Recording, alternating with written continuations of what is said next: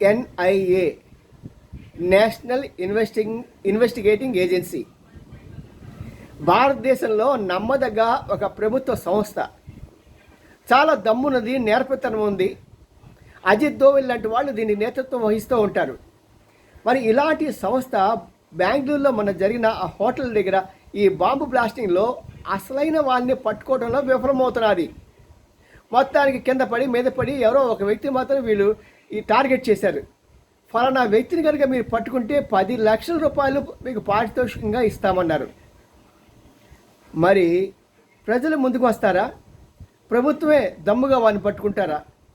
ఎందుకంటే ప్రజలు పట్టుకొని మీకు అప్పగిస్తే మీ విలువ తగ్గిపోతుంది. అలా కాదు, మీరే అతన్ని పట్టుకుంటే మాత్రం మీ విలువ ఆకాశానికి అంత ఎత్తుకు ఎదుగుతుంది. చూద్దాం ఏం జరుగుతుందో.